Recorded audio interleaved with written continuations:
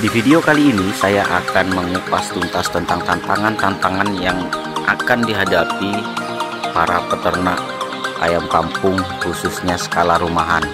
Jadi buat sampean yang pemula, simak video ini sampai akhir. Oke, bosku.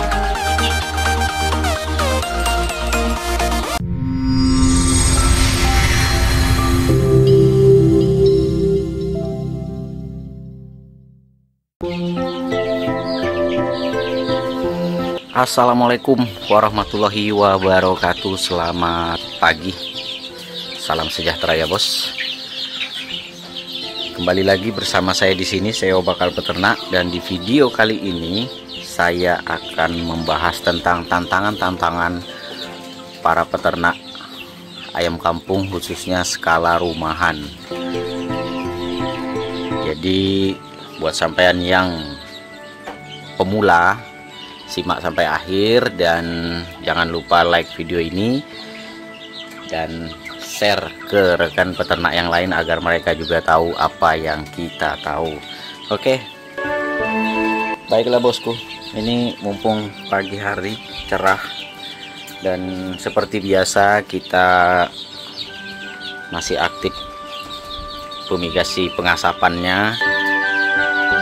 Kalau kemarin banyak yang tanya untuk apa pengasapan, padahal sudah kurang lebih 5 video ya kalau nggak salah itu saya membahas tentang ini. Tapi nggak apa-apa, karena memang kondisi jangkauan video YouTube itu nggak merata bos. Ada yang performanya bagus, ada yang performanya sedang, ada yang performanya itu jelek. Oke, baiklah bosku, di sini saya mau mengulas tentang tantangan-tantangan apa yang biasa dan pernah saya alami. Dan ini berdasarkan pengalaman-pengalaman pribadi aja ya. Artinya apa yang pernah saya alami, apa yang mungkin pernah dialami oleh sahabat bakal peternak, terutama di komunitas bakal peternak di grup-grup WhatsApp atau di beberapa sosial media, di platform sosial media yang lain, itu kurang lebih sebenarnya sama aja sih apa yang pernah saya alami. Jadi khusus di video ini kita akan kupas tuntas masalah itu bos, supaya kedepannya sampean yang baru mau memulai itu nggak kaget dan minimal itu sudah ketemu solusi. Oke bosku, jadi simpelnya kalau kita ternak ayam kampung ini, saya pernah bahas di video kemarin bahwa memang ternak ayam kampung ini sangat mudah. Kenapa? Karena untuk membangun populasi itu sebentar saja sebenarnya, tapi dibalik dari itu semua ada beberapa tantangan yang membuat kita sebagai peternak harus benar-benar jeli dan bijak. Oke, kita langsung pada tantangan yang pertama. Tantangan kita yang pertama itu adalah pakan. Dan jujur hampir semua peternak, mau itu skala rumahan atau yang mungkin skala yang lebih besar, tantangan utama dari ternak ayam itu, ternak ayam kampung, adalah pakan. Karena 90% biaya operasional kandang itu larinya ke pakan bos. Kalau kenapa? Karena kalau umpamanya nih, kandang kan biayanya juga besar bos. Benar, kandang itu punya biaya sendiri, tapi ingat, kandang itu biayanya sekali, dia tidak berulang. Nah kalau pakan ini kontinuitas bos, artinya berkelanjutan. Selama masih ada ayam di kandang, selama itu juga kita harus menyediakan pasokan pakan. Ini yang kadang cukup memberatkan dan menjadi tantangan tersendiri buat kita peternak. Makanya di video-video bakal peternak itu 70%-nya itu didominasi oleh materi pakan. Pakan fermentasi, pakan alternatif, pokoknya segala bentuk pakan ayam yang bisa diolah kemudian diberikan ke ayam itu pasti saya ulas. Dan 70%-nya itu adalah video bakal peternak, sekitar 400-an itu membahas tentang pakan. Kenapa? Karena yaitu tadi 90% biaya itu di situ bos. Jadi kalau kita nggak bijak, kalau kita nggak teliti, kalau kita nggak smart ya, cerdas dalam mengelola pakan ini, ambiar gitu bos ya. Di beberapa video saya membahas tentang dedak, mulai dari kelebihan dan kekurangannya, kemudian cara mengolahnya melalui teknik fermentasi, kemudian kandungannya, kemudian plus minusnya ketika diberikan ke ayam. Nah, ini semua sudah pernah saya bahas. Kemudian lagi ampas tahu, bagaimana cara mengolahnya agar tidak cepat busuk melalui teknik fermentasi, dan bagaimana agar supaya cukup untuk ayam kita, karena memang bisa dibilang kalau seperti ampas tahu itu minim bos kalau hanya diberikan. Memang kalau untuk metode penggemukan memang bagus, tapi di sisi lain ada plus minusnya juga. Nah, ini salah satu tantangan buat sampean, terutama buat pemula, tantangan di pakan. Karena kalau kita nggak benar-benar teliti bos, duh parah. Dan biasanya juga lagi kadang ternak itu kan, ayam-ayam kita ini kadang juga nafsu makannya tuh sering drop. Nah, ini yang banyak juga dialami oleh rekan peternak yang sering komen atau mungkin sering di grup-grup WhatsApp itu, bang ayamku nggak mau makan, apa solusinya? Nah, ini juga bagian dari tantangan kita. Jadi bukan hanya soal harga, soal nilai, tapi juga tentang ayamnya gitu loh. Ayamnya nggak mau makan ya. Jadi mungkin di video yang lain akan saya bahas tentang ini, ayam yang nggak mau makan. Sebenarnya ini sudah ada kurang lebih sekitar, kalau nggak 2 atau 3 video saya bahas tentang ayam yang nggak mau makan ini bos. Tapi nggak apa-apa, nanti kita akan kupas lagi khusus di episode 2025 ini. Kemudian tantangan berikutnya lagi yang tidak kalah menantangnya adalah penyakit. Wah, ini bukan tantangan lagi nih bos, ini betul-betul momok ini ya, benar nggak? Buat sampean yang pernah mengalami ini, yang nomor 2 ini penyakit, komen di bawah bos. Penyakit seperti apa yang pernah menyerang kandang sampean? Penyakit ini sebenarnya bukan hanya disebut tantangan, tetapi juga momok yang paling ditakuti oleh peternak. Kenapa? Karena rata-rata ketika penyakit ayam sudah menyerang di kandang itu, resikonya itu nggak kecil bos. Ya kalau mungkin yang skala diare, pilek, itu mungkin masih skalanya masih apa ya, akibatnya itu, efeknya itu masih nggak terlalu parah. Tapi kalau yang berbasis virus, aratan, gemboro, wah itu sudah nggak ada ampun itu bos. Dan umumnya rata-rata sekandang habis itu. Nah, ini yang paling ditakuti oleh peternak. Rata-rata peternak, mau apapun itu skalanya, mau skala rumahan atau skala yang jauh lebih besar, yang skala ribuan ekor, inilah yang paling ditakuti dan paling diwaspadai. Makanya dikenalah 2 metode pencegahan. Metode pertama adalah vaksinasi menggunakan vaksin ya. Kemudian metode yang kedua seperti yang saya sendiri bakal peternak terapkan, itu adalah metode herbal atau jamu-jamuan, atau kasarannya itu kemarin ada yang komen yang mengatakan bahwa bakal peternak ini tukang jamu basi. Ya nggak apa-apa bos, memang iya, karena seperti itulah cara saya dalam merawat ayam saya. Ya, salah satu cara saya mencegah penyakit, mencegah virus. Nah, ini termasuk salah satunya nih bos. Salah satu yang menjadi bagian dari terapi perawatan untuk supaya agar kandang kita itu tidak terserang virus yang mengakibatkan penyakit, ya ini pengasapan. Simple, dan mungkin sebagian orang mengatakan nggak masuk akal. Banyak peternak bos yang sampai hari ini itu kalau nonton video bakal peternak, buat apa sih bikin asap, itu masih sampai hari ini bos, masih sampai hari ini itu yang meragukan ini. Tapi perlu sebagai catatan sampean juga, saya belajar ini itu dari orang-orang tua dulu yang ternak ayam, juga punya ayam ratusan, ayamnya banyak, yang pada waktu itu mengatakan ke saya, kalau ayammu mau sehat, setiap maghrib minimal itu buat seperti ini.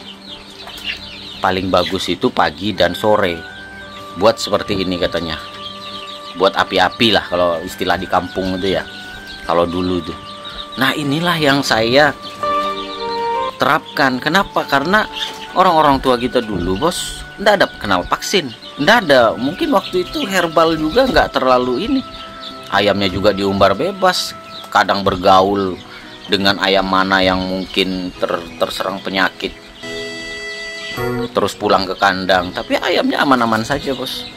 Nah metode seperti itulah yang akhirnya saya contoh, dan terlepas dari sampean percaya atau enggak, mitos atau fakta, tapi yang jelas ini yang saya lakukan, dan ini yang membuat ayam saya, kandang saya itu aman. Jadi sampai sejauh ini saya tetap menerapkan metode fumigasi pengasapan.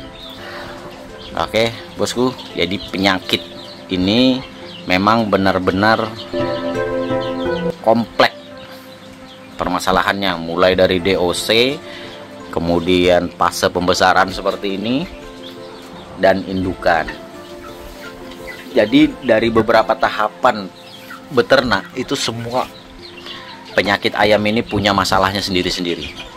Jadi tantangan buat sampean sebagai peternak, bagaimana caranya supaya kandang sampean itu aman dan bebas dari penyakit. Oke bosku, yang ketiga tantangannya adalah kandang dan lingkungan. Ini juga bermasalah nih bos. Kadang di beberapa peternak ini yang sulit dikendalikan. Ini contoh seperti ini ya. Ini gak apa-apa lah, saya shoot aja. Ini kalau nggak kering bos, posisi ini basah, ini baunya luar biasa ini. Tapi ini kering bos, nggak ada baunya bos. Nih nggak ada baunya, tuh kering.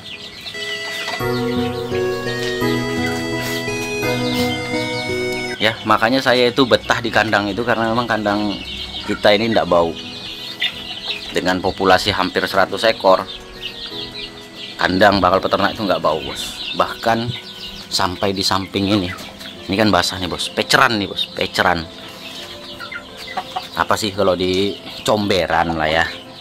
Nih, ini nggak bau loh bos. Padahal kotoran ayam semua ini. Wah, tuh. Tapi nggak bau bos,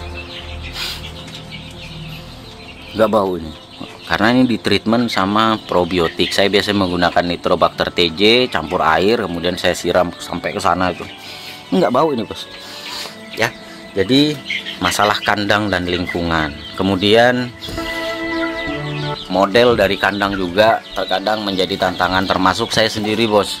Dulu di awal-awal saya itu masih bingung gimana sih ya ini model kandang yang seperti apa. Jadi jangan kira saya itu nggak pernah kebingungan bos. Saya juga sering kebingungan.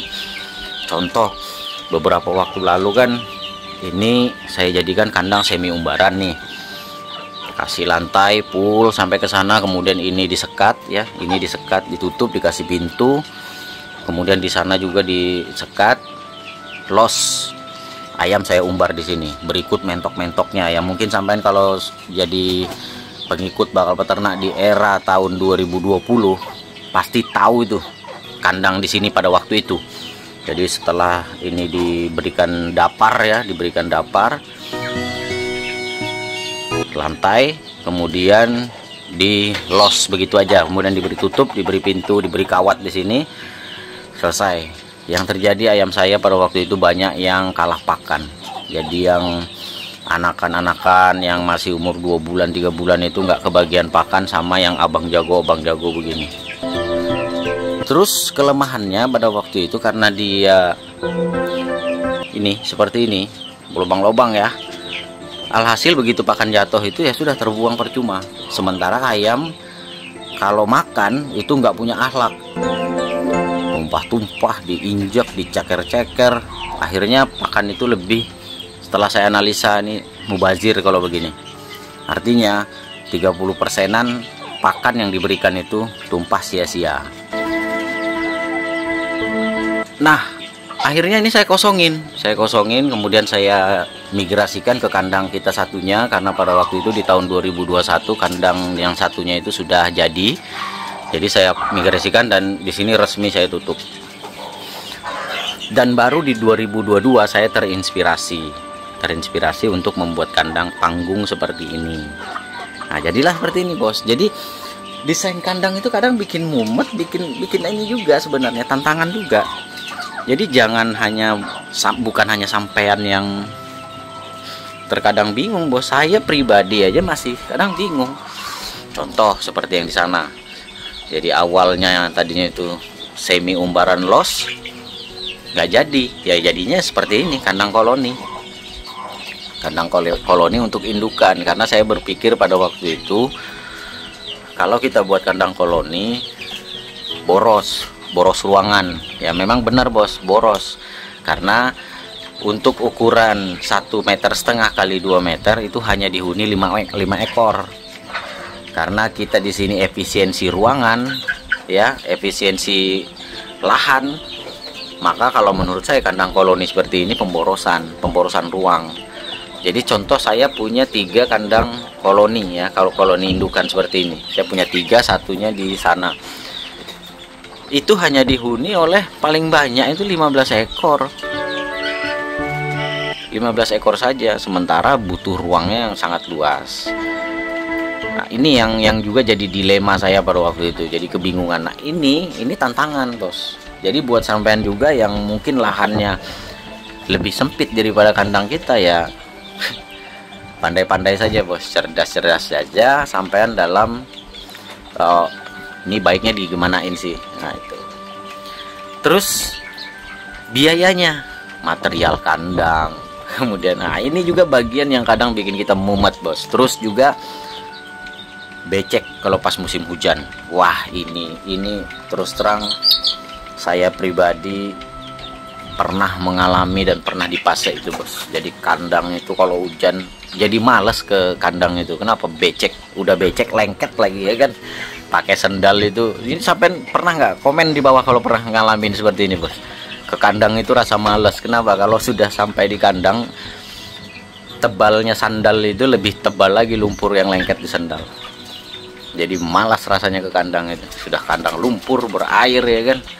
Tapi itulah yang pernah saya alami, Bos. Tantangannya di situ. Sampai saya berpikir kandang seluas ini mau dicor, mau disemen, berapa biaya lagi, ya kan. Dan saya pada waktu itu sebenarnya untuk kandang yang satu, ya, yang kemarin dengan luas segitu luas, saya berpikir mau saya cor seperti ini. Tapi kemudian saya urungkan. Kenapa? Karena ini bukan contoh yang bagus, bukan contoh yang baik, dan bukan contoh yang ingin saya tunjukkan ke sampean-sampean, terutama buat pemula. Kenapa? Karena yang terbersit nanti di pikiran sampean, ya wajar bakal peternak kandangnya bersih karena sudah dicor.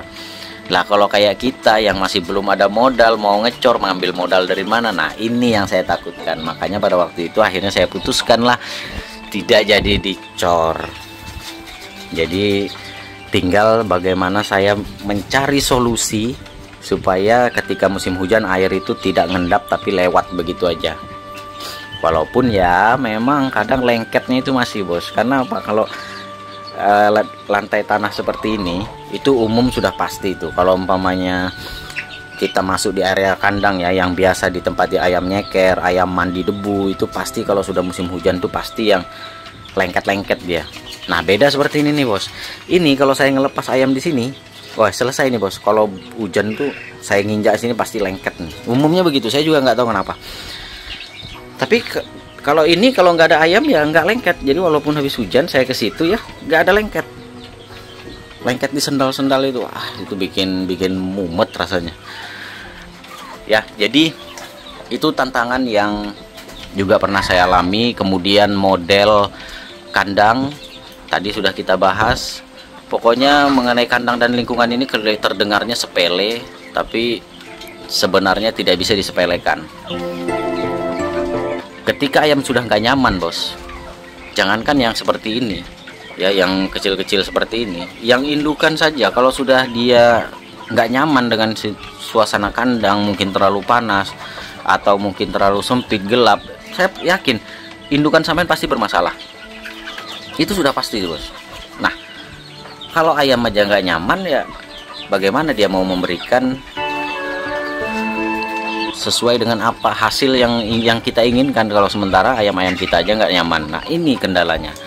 Oke. Tantangan berikutnya adalah penjualan. Ketika membahas penjualan, kalau boleh jujur, sampean pasti nuntutnya untung, ya enggak? Bener enggak?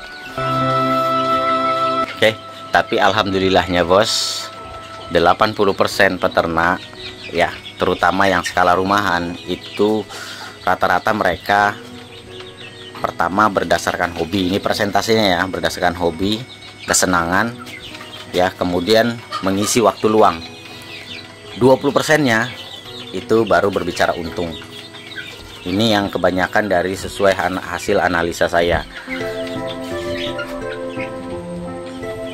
Jadi hal yang perlu kita lakukan ketika kita mau berhitung lebih atau berhitung profit, berhitung keuntungan kalau kita mau ternak ayam itu, solusinya kembali ke tantangan pertama tadi, pakan. Kalau pengelolaan pakan sampean bijak, sampean bisa memanfaatkan sumber daya yang sampean miliki di daerah sampean, insya Allah sampean juga bisa untung. Hanya saja kita perlu membuat beberapa catatan, berapa ayam yang dipelihara, berapa yang dijual, berapa yang harus diongkosi, berapa yang harus diberi makan. Tapi selamanya kalau sampean menggunakan sumber daya gratisan atau sumber daya pakan yang murah, atau mungkin tanam sendiri macam azolla, wolvia, kemudian mendapatkan mudah mendapatkan hijau-hijauan, kemudian mendapatkan dedak lebih murah, jagung giling murah, maka saya pastikan sampai nggak perlu berhitung terlalu macam akuntan ya. Itu sudah saya bisa pastikan sampean pasti bisa untung. Yang penting satu, catatannya, dan ini yang perlu sampean ingat, bahwa selama itu sesuai dengan kebutuhan ayam, baik itu proteinnya, karbohidratnya, kemudian mineralnya, itu selama itu tercukupi, nah, insya Allah ayam sampean aman dan sesuai hasilnya, sesuai dengan apa yang sampean harapkan. Karena kalau sampean terlalu menekan biaya pakan dengan istilah asal ayam kenyang, wah itu nggak bisa bos. Kalau sampean pakai istilah asal ayam kenyang itu, sampean kembali lagi ke zaman kuda gigit besi. Mending diumbar aja ya ayamnya. Mending kalau diumbar ayamnya masih bisa cari seperti cacing dan lain sebagainya, atau serangga, mungkin masih bisa terbantu, masih dapat protein hewani. Lah kalau kandang ayamnya di kandang seperti ini, mau dapat apa bos? Kalau sampai cuman menggunakan metode asal ayam kenyang, nggak bisa. Jadi pikirkan juga sesuai nggak dengan kebutuhan ayam. Terus Pak, saya ini kan nggak punya sekolah, nggak ngerti saya yang kandungan A, kandungan B. Sampean browsing dedak padi itu berapa, proteinnya berapa, karbohidratnya berapa, mineralnya berapa, kemudian jagung giling itu kandungannya apa. Intinya sampean survei dulu di daerah sampean itu yang paling mudah dan murah didapat itu apa. Jadi murah ya harus mudah juga dapatnya, percuma juga murah tapi susah dapatnya ya. Nah baru sampean browsing di mana, di Google lah bos. Nah, cuman memang itu hanya sebatas teori. Untuk menunjukkan bagaimana cara mengaplikasikannya, itulah tugas dari bakal peternak seperti ini. Nah, sampai lihat nih bos, makan terus bos. Oke, kembali lagi. Tadi rasanya saya bahas penjualan ya, kok malah melebar kemana-mana. Oke, penjualan ini juga kadang gini bos, kadang itu sakitnya ketika kita sudah berhitung 50.000 seekor, ternyata begitu sampai di bakulan kita cuma dapat 35.000. Hitung punya hitung, boro-boro mikir untung ya kan, yang ada lemas. Ya saya juga nggak bilang rugi, tapi yang ada peternak lemas. 35.000 itu kalau untuk ukuran pakannya murah itu masih bisa untung bos. Siapa bilang rugi? Sampai dosa selama sampai pakainya ampas kelapa yang harganya sekarung 10.000 difermentasi, kemudian dicampurkan pur, campurkan konsentrat. Konsentrat itu kalau kita beli sekarung itu harganya sekitar 650.000 ya kalau di sini, 680 ya kalau di sini. Itu tahan berapa kali pencampuran pakan itu bos? Tahan lama itu, serius. Lebih irit bos. Kemudian sampai beli jagung giling, anggap habis 400.000, berarti anggaplah ya jelek-jeleknya 1.200.000 biaya pakan. Itu biaya pakan itu bisa bertahan sampai 1 bulan lebih itu dengan 1 karung konsentrat. Kemudian sampai mengulang aja belinya, beli ampas kelapa atau beli ampas tahu, sampai beli ya 10.000 gitu kalau habis. Kemudian sampai campur sendiri, buat set mix sendiri, campurkan adukan sendiri, kemudian sampai berikan ke ayam. Untung bos. Cuman terkadang karena harganya kelihatannya kecil, kesannya itu 35.000 itu kecil, maka sampai jadi lemes duluan. Ya syukur-syukur kalau 35.000-nya sekilo, kalau 35.000-nya seekor, waduh hancur Belanda, ya kan? Wah, jadi seperti itu bos. Inilah 4 tantangan yang menurut saya dari pengalaman saya selama beternak tuh, inilah yang 4 ini yang paling sering bikin pusing kepala sebenarnya. Dan melalui video ini saya mau mengajak sampean untuk mencari solusinya sama-sama. Melalui video ini sampean boleh saya buka pintu lebar-lebar, silahkan gabung di grup WhatsApp Bakal Peternak dan berdiskusi di sana dengan para senior, para orang peternak-peternak yang mungkin sudah punya pengalaman lebih. Nah, ini buat sampean yang pemula ya, baru mau memulai, silahkan bertanya di sana. Dan gratis, tidak berbayar. Jadi gabung di grup Bakal Peternak itu nggak bayar bos, gratis. Ratusan akun di grup Bakal Peternak dari 1 sampai 10. Dari Sabang sampai Merauke, dari ujung Aceh sampai ujung Papua, semua ada di sana. Berkumpul, saling bersilaturahmi, saling bertukar pikiran, mencari solusi sama-sama. Jadi inilah pentingnya bos, sampean bergabunglah di komunitas yang tepat. Jangan bergabungnya di komunitas yang salah kamar. Sampean ternak ayam kampung, gabungnya di grup ayam petelur, selesai bola-bola. Oke. Jadi mungkin itu saja dulu bos ya, video Bakal Peternak kali ini. Sebenarnya ini iseng pagi-pagi saja karena hari cerah ya. Ayamnya juga pas lagi senang-senangnya ngeliat ayam makan-makan terus nih seperti ini. Oke, saya akhiri. Assalamualaikum warahmatullahi wabarakatuh. Salam sukses dari Bakal Peternak.